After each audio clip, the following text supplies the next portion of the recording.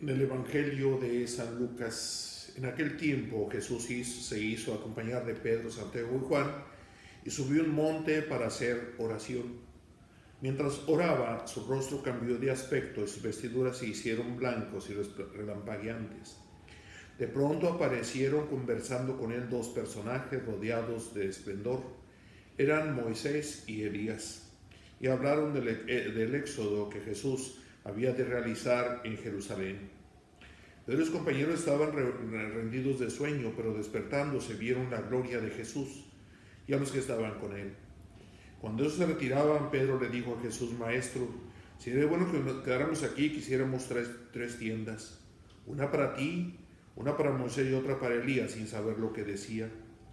Había terminado de hablar cuando se formó una nube que los cubrió, y ellos, al verse envueltos por la nube, se llenaron de miedo. De la nube salió una voz que decía: Este es mi hijo, mi escogido, escúchenlo. Cuando oyó la voz se quedó Jesús solo. Los discípulos guardaron en silencio y por entonces no dijeron a nadie de lo que habían visto. Queridos hermanos, estamos celebrando el segundo domingo de Cuaresma o domingo de la transfiguración del Señor. Hay que hacer las precisiones debidas para entender mejor la palabra.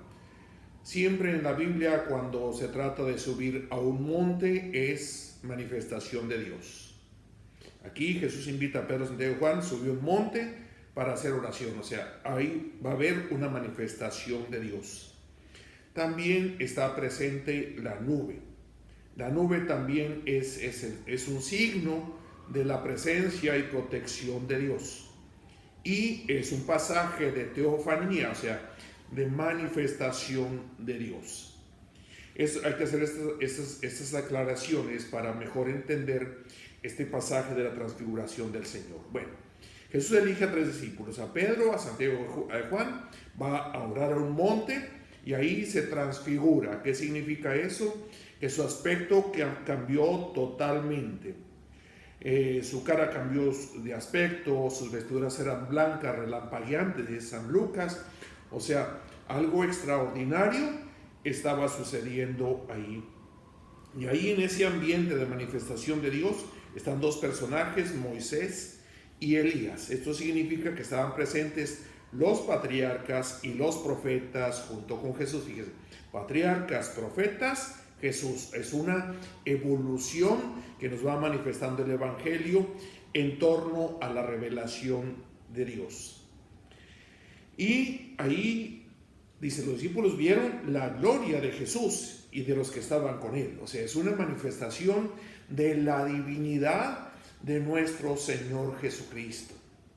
Es hermoso. O sea, y luego el hecho de la presencia de la nube, esa voz que sale de la nube: este es mi hijo, mi escogido, escúchenlo. Ahí está la presencia de la divinidad, la teofanía o manifestación de Dios. A ver, ¿de qué nos sirve o para qué nos sirve este pasaje, este episodio de la transfiguración del Señor? Para manifestar, para reconocer la divinidad de Jesús. Ahí está primero que nada. O sea, Jesús subió al monte para transfigurarse, manifestar su divinidad.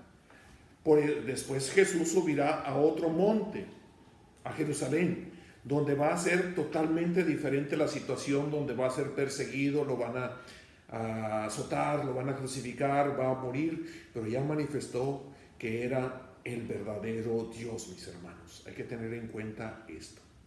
Pero ahí Jesús se manifiesta así como el verdadero Dios, y aquí está la enseñanza para nosotros, porque nos dice: escúchenlo. La voz del Padre dice: este es mi hijo, mi escogido, escúchenlo. Nosotros como discípulos tenemos que escuchar a Jesús, porque ya hemos visto la manifestación de su divinidad. Es el mismo Dios, a Él es al que tenemos que escuchar. Escucharemos muchas cosas en el mundo que nos van a decir que vayamos por allá, que vayamos por acá, que esto es bueno, que aquello es mejor.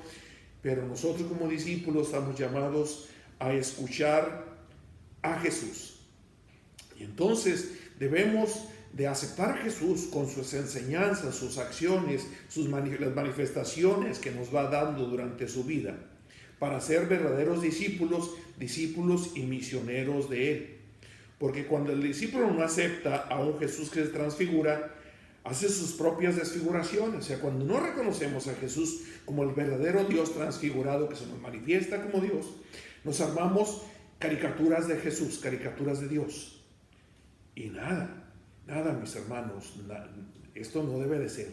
Jesús es el Dios, a Él hay que adorar, a Él hay que reconocer. Ahora, están Moisés y Elías. Aquí también hay una enseñanza para nosotros, porque están ellos cuando se manifiesta la divinidad de Jesús en la transfiguración. Pero después Moisés y Elías desaparecen. ¿Y quién queda? Solamente Jesús. Nadie, ni siquiera Moisés y Elías, deben usurpar el lugar que solo le corresponde a Jesús. Solamente Jesús, fíjense, mis hermanos. Ahora, si Moisés y Elías desaparecen, cuanto mayor razón debe de aparecer todo lo demás que quiere parecer una cosa de Dios, una cosa divina, y que no lo es. Vemos ahorita falsos ídolos que se van armando en el mundo de hoy. Son falsos ídolos, no son Dios, no nos van a dar la realización, la felicidad plena, la felicidad completa. Ahora, imágenes que nos hacemos, algunos de santos y que llaman algunas casas de santos y que son cosas del enemigo, que son del demonio. Nada ni nadie debe de usurpar el lugar que solamente le corresponde a nuestro Señor Jesucristo. O sea, no nos quedemos solamente contemplando a Dios. Qué bueno que lo veamos, qué bueno que lo reconozcamos al partir el pan en la Eucaristía, pero hay que escucharle, hay que hacerle caso, hay que vivir de todas las enseñanzas, hay que seguirlo. Entonces, fíjense, la transfiguración, por tanto, nos recuerda un riesgo. Desfigurar a Jesús nos precisa un desafío, no darle a nadie el lugar que solo le corresponde al Señor. Nos indica una tarea, escuchar y poner en práctica las enseñanzas de Jesús.